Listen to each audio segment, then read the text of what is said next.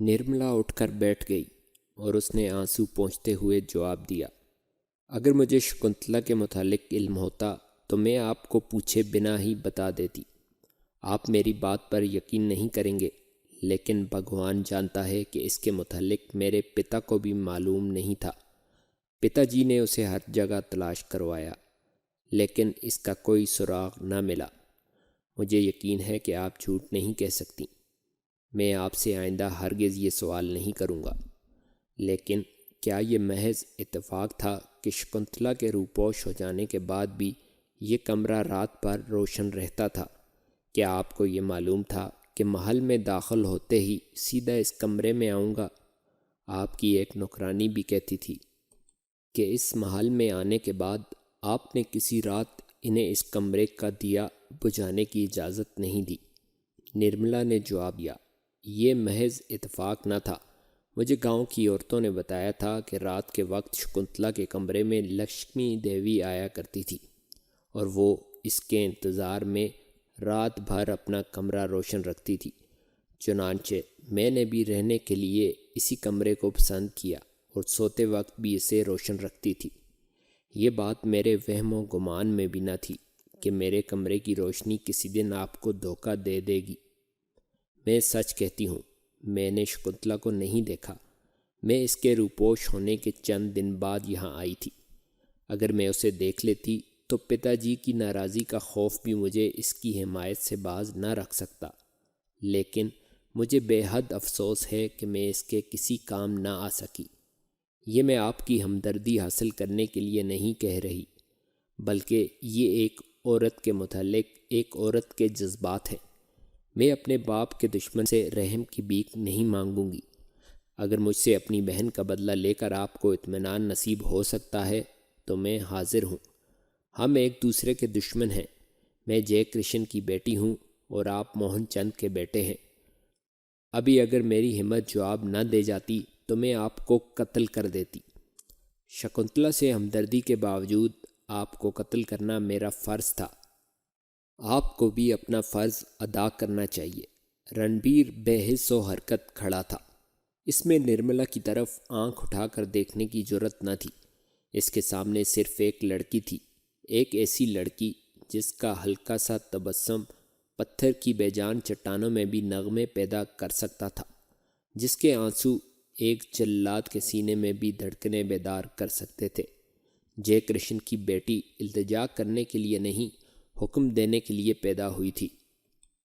رنبیر نے کہا، شاید ہم دونوں عمر بھر اس غلط فہمی میں مبتلا رہنے کے لیے پیدا ہوئے ہیں کہ ہم ایک دوسرے کے دشمن ہیں۔ یہ ہماری آخری ملاقات ہے۔ اب یہ فیصلہ کرنا آپ کا کام ہے کہ آپ کب اور کہاں جانا چاہتی ہیں۔ میں اسی وقت جانے کے لیے تیار ہوں۔ کہاں؟ گوالیار، اپنے ماموں کے پاس۔ آپ کے پتا جی وہاں ہوں گے؟ شاید۔ اب شام ہونے کو ہے، میں الصبح آپ کو یہاں سے روانہ کر دوں گا۔ شمبھو ناتھ آپ کے ہمراہ جائے گا۔ رنبیر یہ کہہ کر باہر نکل آیا۔ رات کو رنبیر دیر تک کھلے صحن میں ٹہلتا رہا۔ آدھی رات کے قریب اس نے اپنے کمرے میں جا کر سونے کی کوشش کی، لیکن اسے نیند نہ آئی۔ نرملا کا تصور اس کے دل و دماغ پر حاوی ہو چکا تھا۔ تیسرے پہر اس نے دوسرے کمرے میں جا کر رام ناتھ کو جگایا اور اسے ساتھ لے کر دریا کی طرف چلا گیا۔ شام کو اس نے رام ناتھ کو بتایا تھا کہ نرملا الصبح گوالیار جا رہی ہے اور وہ رخصت کے وقت اس سے دور رہنا چاہتا ہے۔ رام ناتھ اس کے چہرے سے اس کے دل کی کیفیت کا اندازہ لگا چکا تھا۔ وہ خاموشی سے کچھ دیر دریا کے کنارے چلتے رہے، پھر ایک جگہ بیٹھ گئے۔ رام ناتھ نے کہا، میں نے سنا ہے وہ بہت خوبصورت ہے۔ رنبیر نے جواب دیا، مجھے معلوم نہیں، میں صرف اتنا جانتا ہوں کہ میں اس کی طرف غور سے دیکھنے کی جرأت نہیں کر سکتا۔ نرملا صرف ایک عورت نہیں، بلکہ توڑنے پھوڑنے اور بہا لے جانے والی قوت کا نام ہے۔ دیکھنے والے کی نگاہیں اس کے چہرے پر مرکوز ہونے کی بجائے ادھر ادھر بھٹک جاتی ہیں۔ رام ناتھ، تم ایک شاعر ہو اور شاید ان باتوں کو میری نسبت زیادہ سمجھ سکو۔ رام ناتھ نے کہا، اگر وہ جے کرشن کی بیٹی نہ ہوتی تو آپ کیا کرتے؟ مجھے معلوم نہیں، شاید میرے لیے اس کا جانا تکلیف دہ ہوتا۔ آپ کو یقین ہے کہ اب اس کا جانا آپ کے لیے تکلیف دہ نہیں؟ آپ ساری رات نہیں سوئے، اور اب بھی آپ کا محل سے دور چلے آنا یہ ظاہر کرتا ہے کہ آپ میں ایک تلخ حقیقت کا سامنا کرنے کی ہمت نہیں۔ میں نے کل ہی یہ فیصلہ کر لیا تھا کہ میں اسے دوبارہ نہیں دیکھوں گا۔ اور آپ اپنے اس فیصلے پر قائم رہنا چاہتے ہیں؟ ہاں، مجھے یقین ہے کہ اگر میں کم ہمتی کا ثبوت دوں تو بھی ہمارے راستے ایک دوسرے سے کبھی نہیں مل سکتے۔ رام ناتھ نے سوال کیا، وہ آپ کے متعلق کیا خیال کرتی ہے؟ میں تمہیں بتانا بھول گیا، اس نے مجھے قتل کرنے کی کوشش بھی کی تھی۔ پھر تو اس کی حالت آپ کی نسبت زیادہ قابل رحم ہے۔ وہ کیوں؟ وہ آپ سے محبت کرتی ہے۔ تم سچ مچ شاعر ہو، اب کوئی اور بات کرو۔ طلوع آفتاب کے وقت رنبیر واپس گھر پہنچا تو معلوم ہوا کہ نرملا جا چکی ہے۔ تھوڑی دیر بعد جب وہ اپنے کمرے میں بیٹھا ہوا تھا تو کسی نے اندرونی صحن میں کھلنے والے دروازے پر دستک دی۔ کون ہے؟ رنبیر نے کہا۔ نرملا کی ایک خادمہ دروازہ کھول کر اندر داخل ہوئی۔ اس کے ہاتھ میں ایک تھیلی تھی۔ اس نے کہا، یہ تھیلی مجھے نرملا دے گئی تھی۔ اس نے کہا تھا کہ آپ کے پاس پہنچا دوں۔ اس میں وہی زیور ہیں جنہیں آپ نے اس دن واپس لینے سے انکار کر دیا تھا۔ رنبیر نے کہا، تم نے اس سے کیوں لی؟ میں نے اس سے کہا تھا کہ آپ خفا ہوں گے، لیکن وہ پھینک کر چلی گئی۔ بہت اچھا، اسے اپنے پاس رکھو، نوکران نے کہا۔ اور ہمارے متعلق آپ کا کیا حکم ہے؟ کیسا حکم؟ ہمارے یہاں رہنے کے متعلق۔ اگر تم یہاں رہنا چاہو تو مجھے خوشی ہوگی۔ خادمہ دعائیں دیتی ہوئی کمرے سے باہر نکل گئی۔ نئی منازل۔ چند دن بعد دوپہر کے وقت رنبیر اور رام ناتھ محل کے بیرونی صحن میں ایک درخت کے نیچے بیٹھے ہوئے تھے۔ رام ناتھ ہلکے ہلکے سروں میں گا رہا تھا۔ رنبیر نے کہا، رام ناتھ بلند آواز میں گاؤ۔ رام ناتھ نے جواب دیا، گانا کیسا؟ اب تو آواز گلے سے باہر ہی نہیں نکل سکتی۔ کچھ دیر دونوں خاموش رہے۔ پھر رنبیر نے کہا، رام ناتھ، میں چاہتا ہوں کہ تم یہاں رہو اور میں سومناتھ ہو آؤں۔ آپ تنہا وہاں جا کر کیا کریں گے؟ ممکن ہے میں وہاں تمہارے اور روپوتی کے ملاپ کا کوئی راستہ معلوم کر سکوں۔ رام ناتھ نے جواب دیا، یہ کام بہت مشکل ہے، لیکن اگر آپ کوئی صورت پیدا کر بھی لیں تو بھی یہ کیسے ہو سکتا ہے کہ میں اپنی جان کے خوف سے آپ کو وہاں جانے دوں؟ موجودہ حالات میں آپ کو سب سے پہلے اپنی بہن کو تلاش کرنا چاہیے۔ رنبیر نے مغموم لہجے میں کہا، میری بہن اگر کنوج کی حدود میں ہوتی تو اب تک مجھے اس کا سراغ ضرور مل چکا ہوتا۔ مجھے ابھی تک قطعی طور پر یہ معلوم نہیں ہو سکا کہ وہ زندہ بھی ہے یا نہیں۔ رام ناتھ نے ڈیوڑی کی طرف اشارہ کرتے ہوئے کہا، دیکھیے شمبھو ناتھ آ رہا ہے۔ رنبیر نے چونک کر ڈیوڑی کی طرف دیکھا۔ سامنے شمبھو ناتھ آ رہا تھا۔ شمبھو ناتھ ابھی چند قدم دور ہی تھا کہ رنبیر نے پوچھا، چچا شمبھو، انہیں پہنچا آئے؟ جی مہاراج، اس نے ہاتھ باندھ کر آگے بڑھتے ہوئے جواب دیا۔ راستے میں کوئی تکلیف تو نہیں ہوئی؟ نہیں مہاراج۔ جے کرشن سے ملے تھے؟ نہیں مہاراج، وہ کہیں باہر گیا ہوا تھا۔ نرملا کا ماموں گھر میں تھا اور کہتا تھا کہ اگر میں بیمار نہ ہوتا تو تمہارے سردار کے چرن چھونے جاتا۔ اس کی باتوں سے معلوم ہوتا تھا کہ وہ جے کرشن سے بہت نفرت کرتا ہے۔ نرملا نے آپ کے نام میں خط دیا ہے۔ یہ کہہ کر شمبھو ناتھ نے جیب میں ہاتھ ڈالا اور ایک خط نکال کر رنبیر کو پیش کر دیا۔ رنبیر نے خط کھول کر پڑھا۔ نرملا نے لکھا تھا، ماموں جان نے حکم دیا ہے کہ میں خط لکھ کر آپ کا شکریہ ادا کروں۔ اگر پتا جی یہاں موجود ہوتے تو شاید یہ خط ان سے لکھوایا جاتا۔ آپ نے مجھ سے جو نیک سلوک کیا ہے، مجھے یقین ہے کہ بھگوان آپ کو اس کا بدلہ ضرور دے گا، اور جس طرح میں اپنے ماموں کے ہاں پہنچ گئی ہوں، اسی طرح کسی دن آپ کی بہن بھی آپ کے پاس ضرور پہنچ جائے گی۔ آپ اس کی تلاش جاری رکھیں۔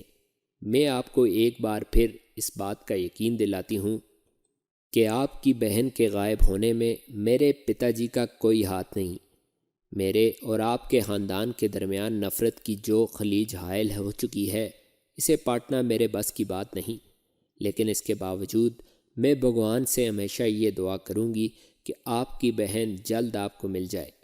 نرملا۔ رنبیر نے خط پڑھ کر رام ناتھ کو دے دیا اور خود گہری سوچ میں پڑ گیا۔ تھوڑی دیر بعد رام ناتھ نے خط واپس دیتے ہوئے کہا، میرے دوست، اس خط کا ہر لفظ بتا رہا ہے کہ وہ تم سے پریم کرتی ہے۔ رنبیر نے قدرے جوش میں آ کر کہا، نہیں رام ناتھ، اسے یہ غلط فہمی ہو گئی ہے کہ میں اس کی باتوں میں آ کر اپنے باپ کے قاتل کو بھول جاؤں گا۔ جے کرشن جیسے سنگ دل انسان کے متعلق میں یہ کیسے سوچ سکتا ہوں کہ اگر میری بہن اس کے قابو میں آ جاتی تو وہ اس کے ساتھ شرافت سے پیش آتا۔ میں وہ وقت بھی کیسے بھول سکتا ہوں جب اس کے ہاتھ میری شہریت تک تھے۔ جے کرشن نے جس زمین میں کانٹے بوئے ہیں میں وہاں کیوں کر پھول تلاش کر سکتا ہوں؟ تمہیں میرے سامنے پریم کا ذکر نہیں کرنا چاہیے، اس سے میری غیرت کو ٹھیس لگتی ہے۔ میں نے نرملا سے جو سلوک کیا اس کا مطلب یہ نہیں کہ میں اس کے باپ کی طرف دوستی کا ہاتھ بڑھانا چاہتا ہوں۔ رام ناتھ نے نادم سا ہو کر کہا، معاف کیجیے، مجھ سے غلطی ہوئی۔ رنبیر نے شمبھو ناتھ کی طرف متوجہ ہو کر کہا، چچا شمبھو، اب تم جاؤ آرام کرو۔ شمبھو ناتھ چلا گیا۔ رنبیر اور رام ناتھ کچھ دیر خاموش بیٹھے رہے۔ بالآخر رام ناتھ نے کہا، اب آپ کا کیا ارادہ ہے؟ رنبیر نے جواب دیا، میرا ارادہ ہے کہ میں کنوج کے مشرقی اور جنوبی علاقوں میں شکنتلا کو دوبارہ تلاش کروں اور اس کے بعد بیس بدل کر کالنجر جاؤں۔ ممکن ہے اس نے وہاں کسی آشرم یا مندر میں پناہ لے رکھی ہو۔ اگلے دن رنبیر اور رام ناتھ چند نوکروں کے ساتھ کنوج کی مشرقی سرحد کی طرف روانہ ہو گئے۔ کوئی 3 ہفتوں میں انہوں نے کئی شہر اور گاؤں چھان مارے، لیکن شکنتلا کا کوئی سراغ نہ مل سکا۔ چوتھے ہفتے وہ جنوبی سرحد کے شہروں اور بستیوں کا دورہ کر رہے تھے۔ رام ناتھ بیمار ہو گیا۔ رنبیر نے اسے ایک گاؤں میں ٹھہرا دیا اور شمبھو ناتھ کو اس کی تیمارداری کے لیے چھوڑ کر خود آگے روانہ ہوا۔ 15 دن تک ایک وسیع علاقے میں گھومنے کے بعد رنبیر واپس آ گیا۔ اب رام ناتھ کا بخار اتر چکا تھا۔ اس نے کالنجر کے سفر میں رنبیر کا ساتھ دینے پر آمادگی ظاہر کی تھی، لیکن رنبیر نے اسے سمجھایا، تم ابھی بہت کمزور ہو اور میرا یہ سفر بہت دشوار ہے۔ میں ایک سنیاسی کا بیس بدل کر وہاں جا رہا ہوں۔ مجھے روانہ ہونے کے بعد کئی کوس پیدل چلنا پڑے گا۔ شمبھو ناتھ کے سوا میں کسی نوکر کو بھی ساتھ نہیں لے جانا چاہتا۔ تم باقی نوکروں کے ساتھ واپس چلے جاؤ اور چند دن میرے گھر میں آرام کرو۔ میں واپس آتے ہی سومناتھ روانہ ہو جاؤں گا۔ رام ناتھ نے اس کا ساتھ دینے پر اصرار کیا، لیکن رنبیر نے اسے مجبور کر کے باقی نوکروں کے ہمراہ واپس بھیج دیا۔ تقریباً 1.5 ماہ رنبیر اور شمبھو ناتھ سنیاسیوں کے بحث میں کالنجر کے مختلف شہروں میں گھومتے رہے۔ انہوں نے کالنجر کے تمام مشہور مندر اور آشرم دیکھ ڈالے، لیکن شکنتلا کا کوئی پتہ نہ چلا۔ اس کے بعد جب وہ دونوں گاؤں پہنچے تو رنبیر کو اپنے نوکروں کی زبانی معلوم ہوا کہ رام ناتھ 20 دن قبل کہیں جا چکا ہے اور اس کے نام ایک خط چھوڑ گیا ہے۔ رنبیر نے جلدی سے خط کھولا۔ رام ناتھ نے لکھا تھا، میرے دوست، میں آپ کی اجازت کے بغیر جا رہا ہوں اور آپ کو یہ بتانے کی ضرورت نہیں کہ میری منزل کہاں ہے۔ مجھے یہ گوارا نہ تھا کہ آپ اپنی بہن کی تلاش چھوڑ کر میری خاطر وہاں جائیں۔ آپ سے التجا ہے کہ آپ میرا پیچھا نہ کریں۔ مجھے ڈر ہے کہ وہاں میری نسبت آپ کو پہچاننے والوں کی تعداد بہت زیادہ ہوگی۔ ممکن ہے کہ اس علاقے کے کئی آدمی وہاں پہنچ چکے ہوں اور آپ بھیس بدل کر بھی ان کی نگاہوں کو دھوکہ نہ دے سکیں۔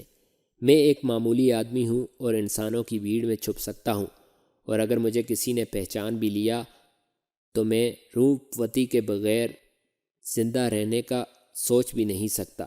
اگر میں زندہ رہا تو کبھی نہ کبھی ضرور آؤں گا۔ آپ کا دوست رام ناتھ۔ عبد الواحد کنوج کے قلعے میں مقیم تھا۔ ایک دن وہ اپنے دفتر میں بیٹھا ہوا تھا کہ ایک سپاہی اندر داخل ہوا اور اس نے ادب سے سلام کیا اور کہا، حضور، سردار رنبیر آپ کی خدمت میں حاضر ہونے کی اجازت چاہتے ہیں۔ عبد الواحد نے چونک کر جواب دیا، انہیں فوراً یہاں لے آؤ۔ تھوڑی دیر بعد رنبیر کمرے میں داخل ہوا۔ عبد الواحد نے اٹھ کر گرم جوشی سے مصافحہ کیا اور اپنے قریب ایک کرسی پر بیٹھنے کا اشارہ کرتے ہوئے کہا، اچھا ہوا کہ تم آ گئے، ورنہ میں تمہارے گاؤں جانے کا ارادہ کر چکا تھا۔ بہن کا کچھ پتہ چلا؟ نہیں، رنبیر نے مایوسی کی حالت میں گردن جھکاتے ہوئے جواب دیا، میں نے کنوج کا کونا کونا چھان مارا ہے لیکن اس کا کوئی سراغ نہ ملا۔ عبد الواحد نے کہا، مجھے بہت افسوس ہے، میں بھی اپنی طرف سے ہر ممکن کوشش کر چکا ہوں۔ اس سلسلے میں کنوج کے ہر سردار نے مجھ سے تعاون کیا ہے، لیکن معلوم ہوتا ہے کہ وہ کنوج میں نہیں ہے۔ رنبیر نے کہا، میں ایک سادھو کا بھیس بدل کر کالنجر گیا تھا، لیکن کئی ہفتے ادھر ادھر بھٹکنے کے بعد بھی کچھ پتہ نہ چلا۔ مقامی حکومت کا تعاون حاصل کیے بغیر میرے لیے ہر گھر کا دروازہ کھٹکھٹانا ممکن نہ تھا۔ عبد الواحد نے کہا، تمہیں مایوس نہیں ہونا چاہیے۔ وہ دن دور نہیں جب ان تمام ریاستوں کی حکومتیں تمہاری بہن کی تلاش اپنا اولین فرض سمجھیں گی۔ خدا کی رحمت پر بھروسہ رکھو، اگر وہ زندہ ہے تو کسی دن تمہیں ضرور مل جائے گی۔ ہاں، وہ تمہارا دوست رام ناتھ کہاں ہے؟ رام ناتھ سومناتھ جا چکا ہے اور میں بھی اب وہاں جانے کا ارادہ کر چکا ہوں۔ کبھی کبھی مجھے یہ خیال آتا ہے کہ شاید شکنتلا بھی وہیں چلی گئی ہو۔ کچھ عرصہ سے اس ملک کے لوگوں نے اپنی تمام امیدیں سومناتھ سے وابستہ کر دی ہیں۔ جن دنوں کنوج پر آپ کے حملے کا خدشہ تھا، کئی سرداروں نے اپنی نوجوان لڑکیوں کو سومناتھ بھیج دیا تھا۔ ممکن ہے کہ شکنتلا کچھ مدت ادھر ادھر بھٹکنے کے بعد کسی قافلے میں شامل ہو کر سومناتھ پہنچ گئی ہو۔ اسے بچپن میں سومناتھ کا مندر دیکھنے کا بہت شوق تھا۔ ہمارے پڑوس میں ایک سردار کی لڑکی اس کی سہیلی تھی اور اس کے باپ نے اسے تعلیم حاصل کرنے کے لیے وہاں بھیج دیا تھا۔ ایک سال بعد جب وہ واپس اپنے گھر آئی تو وہ ناچ گانے میں اپنے کمالات کے باعث تمام علاقے کی لڑکیوں کے لیے باعث رشک بن چکی تھی۔ پچھلے دنوں جب میں اپنی بہن کی اس سہیلی سے ملا تو اس نے بھی مجھے یہی بتایا کہ شکنتلا کو واقعی سومناتھ دیکھنے کا بہت شوق تھا اور پتا جی نے اس سے وعدہ کیا تھا کہ جب میں قید سے رہا ہو کر واپس آؤں گا تو ہم سب سومناتھ کی یاترا کو جائیں گے۔ اب میں سوچتا ہوں کہ شاید میری بہن یاتریوں کے کسی قافلے میں سومناتھ پہنچ گئی ہو۔ عبد الواحد نے کچھ دیر سوچنے کے بعد کہا، میرے خیال میں اس کا وہاں پہنچنا ممکن نہیں۔ تم سے دوبارہ ملنے کی امید پر اس نے اتنی دور جانا گوارا نہ کیا ہوگا۔ رنبیر نے کہا، میں خود بھی یہ محسوس کرتا ہوں کہ میں اپنے آپ کو فریب دے رہا ہوں، لیکن اس قسم کے فریب ہی میری زندگی کا سہارا ہیں۔ میں سومناتھ جانے کا فیصلہ کر چکا ہوں اور اس فیصلے کی بڑی وجہ رام ناتھ ہے۔ آپ جانتے ہیں کہ اس نے سومناتھ کے ایک پجاری کو قتل کر دیا تھا، اس لیے میری کوشش یہ تھی کہ اس کی جگہ میں وہاں جاؤں، لیکن وہ کالنجر سے میری واپسی کا انتظار کیے بغیر چلا گیا۔ اب 4 مہینے ہو چکے ہیں، مجھے اس کی طرف سے کوئی اطلاع نہیں ملی۔ مجھے ڈر ہے کہ وہ کسی مصیبت میں گرفتار نہ ہو گیا ہو، اس لیے فوراً میرا وہاں پہنچنا ضروری ہے۔ شکنتلا کی تلاش تو دل کو تسلی دینے کا ایک بہانہ ہے۔ عبد الواحد نے کہا، رنبیر، کبھی کبھی یوں بھی ہوتا ہے کہ قدرت اپنا مقصد ظاہر کیے بغیر بعض لوگوں کو کسی کام پر لگا دیتی ہے۔ سومناتھ تم جا نہیں رہے بلکہ تمہیں بھیجا جا رہا ہے۔ سومناتھ ان تاریکیوں کی آخری جائے پناہ ہے جن کے خلاف ہم برسر پیکار ہیں۔ وہاں جا کر شاید تم یہ محسوس کرو کہ سومناتھ کی تسخیر اس ملک کے مستقبل کے لیے سلطان محمود کی باقی فتوحات کی نسبت زیادہ اہم ہے۔ سلطان کے دل میں سومناتھ کی تسخیر کا عزم بیدار کرنے کے لیے اس ملک کے برہمنوں کا یہ مشہور کر دینا کافی ہے کہ سومنات ناقابل تسخیر ہے۔ میں تمہیں یہ نہیں بتا سکتا کہ سلطان کب سومنات کا رخ کرے گا، لیکن اگر حالات نے اسے مہلت دی تو وہ کسی نہ کسی دن وہاں ضرور پہنچے گا۔ سر دست وہاں کے حالات کے متعلق باخبر رہنا ہمارے لیے ضروری ہے۔ تمہیں وہاں ایسے آدمی ملیں گے جو برسوں سے سلطان کی راہ دیکھ رہے ہیں، اور ان کی مدد سے تم وہاں بہت کچھ کر سکو گے۔ گجرات میں عرب کے مسلمان تاجروں کی کئی بستیاں تھیں، لیکن اب سومنات کے پجاریوں کے مظالم کے باعث مسلمانوں کی اکثریت مالابار اور سندھ میں پناہ لے چکی ہے، اور جو مسلمان ابھی تک وہاں موجود ہیں وہ اچھوتوں سے بدتر زندگی گزار رہے ہیں۔ سلطان لوگوں کی مظلومیت کی داستانیں سن چکا ہے۔ پچھلے چند برس میں کئی وفد اس کے پاس آ چکے ہیں۔ گجرات کا ایک پراسرار شخص ان لوگوں کی رہنمائی کر رہا ہے۔ وہ ایک سادھو کے بیس میں شہر سے باہر ماہی گیروں کی ایک چھوٹی سی بستی میں رہتا ہے۔ اس کا اصلی نام عبداللہ ہے، لیکن عوام میں وہ بھگوان داس کے نام سے مشہور ہے۔ تھانے سر کے محاصرے کے دوران میں جب وہ ایک وفد کے ساتھ سلطان کے پاس آیا تھا تو میں اس سے ملا تھا۔ اس کے ساتھیوں میں سے چند آدمی واپس جانے کی بجائے ہماری فوج میں شامل ہو گئے تھے، اور ان میں سے ایک اسلام کے مبلغ کی حیثیت سے یہاں رہتا ہے۔ وہ تمہیں عبداللہ کے متعلق تمام معلومات فراہم کر دے گا۔ مجھے یقین ہے کہ کسی مشکل وقت میں عبداللہ تمہارے لیے بہترین مددگار ثابت ہوگا۔ اگر تمہیں نہیں تو شاید رام ناتھ کو کبھی اس کی ضرورت پڑے۔ اپنے قیام کے دوران میں اگر تم سومنات کی دفاعی قوت کے متعلق صحیح اعداد و شمار فراہم کر سکو تو یہ بہت بڑی خدمت ہوگی۔ میں عبداللہ کی وساطت سے تمہارے ساتھ رابطہ قائم رکھوں گا۔ تمہاری غیر حاضری میں تمہاری بہن کی تلاش میں میری طرف سے کوئی کوتاہی نہیں ہوگی۔ مجھے امید ہے کہ سلطان شمال کی مہمات سے فارغ ہونے کے بعد کالنجر اور گوالیار کا رخ کرے گا، اور ان ریاستوں کی تسخیر کے بعد میں تمہاری بہن کی تلاش کے لیے مقامی عوام اور سرداروں کا تعاون حاصل کر سکوں گا۔ رنبیر نے کہا، مجھے خوشی ہے کہ آپ نے میرے سفر کا مقصد وسیع کر دیا ہے، لیکن میرے دل پر ایک بوجھ ہے، اور میں جانے سے پہلے آپ سے چند باتیں کرنا ضروری سمجھتا ہوں۔ کہیے۔ مجھے یہ کہتے ہوئے تکلیف ہوتی ہے کہ سلطان کی فتوحات نے ابھی تک وہ نتائج پیدا نہیں کیے جن کی مجھے توقع تھی۔ اس نے ظلم کی بوسیدہ عمارتوں کو گرایا ضرور ہے، لیکن ان کی جگہ وہ عمارت ابھی تک تعمیر نہیں ہوئی جس کے اندر دائمی امن اور عدل و انصاف کے متلاشی پناہ لے سکیں۔ اس نے کانٹوں کو روندا ہے، لیکن وہ مرجھائے ہوئے پھولوں کی آبیاری نہیں کی۔ اس نے فتوحات حاصل کی ہیں، لیکن اس ملک کے عوام ان فتوحات کے انعامات سے ابھی تک محروم ہیں۔ کیا یہ صحیح نہیں کہ اس ملک میں جو انقلاب اس کی آمد سے پیدا ہوا ہے، اس کے اثرات سطحی اور ہنگامی ہیں؟